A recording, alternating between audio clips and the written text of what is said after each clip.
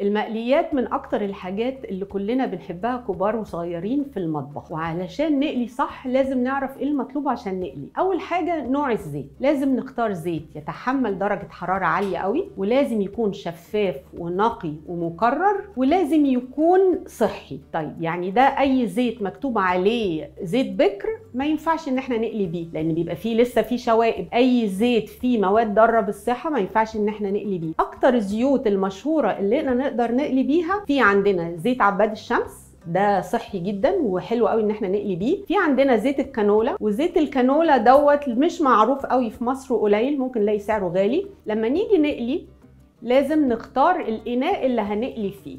المعروفة احنا نعرفها باسم الوok، دي احسن حاجة للتحمير او للقلية الغزيرة، لان الوok دي الجدار بتاعها عالي قوي، نقدر نحط فيها زيت في نصها او تلتها فقط لا غير، فيديني كمية زيت كتيرة تبقى غزيرة، وفي نفس الوقت لما اجي احمر ما ترطش الدنيا وابوظ كل البوتاجاز حواليا والكلام ده كله. من المهم جدا ان احنا لما نيجي نحط الحاجه اللي احنا عايزين نقليها جوه الوok او جوه الطاسه ان احنا ما نسحمهاش، لان حاجات كتير جوه الطاسه هتخلي الزيت يبرد. لو الزيت بارد هلاقي ابتدت اللي انا بقليه ينزل كده في قعر الطاسه او في قعر الوok او قعر المقلايه ويشرب زيت كتير. انما لو الزيت سخن بدرجه مناسبه هتلاقي الحاجه كده بتعوم في الزيت، وانا بدل ما بسحمهاش كلها تقدر تتحمر كويس قوي، مفيش حاجه هتلزق في اختها وانا بحمرها. طب افرضوا ان انا وانا حطيت الزيت اتشغلت باي حاجه خالص وجي سخن مني جدا، اعمل ايه؟ ما انا ما اقدرش اسقط حاجه جوه الزيت السخن قوي دوت عشان احمرها.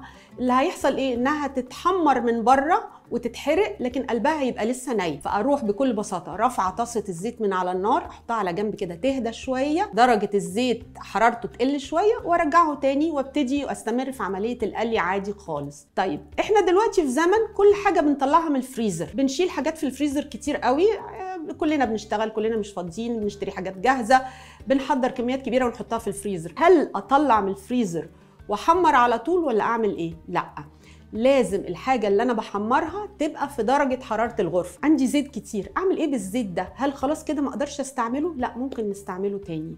ليه؟ الحاجة المضرة في الزيت هي الجزيئات البسيطة جدا الصغيرة اللي بتبقى زي الفتافيت دي اللي اتحرقت في الزيت. لو تم إعادة حرقها تاني دي مضرة جدا بالصحة. طب أعمل إيه؟ المصفى السلك الناعمة مهما كانت مش هتقدر تنقي الزيت ده، يعني أنا ممكن يقولك إيه؟ صفي الزيت في مصفى ناعمة.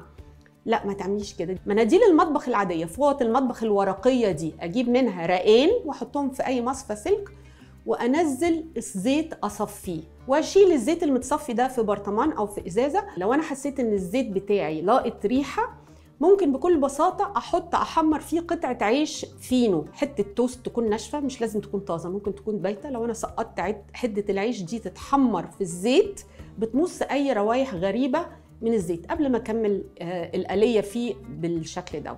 ببساطه الزيت وسيلة لأكل لطيف جدا وظريف جدا، نعرف نتعايش معاه ازاي.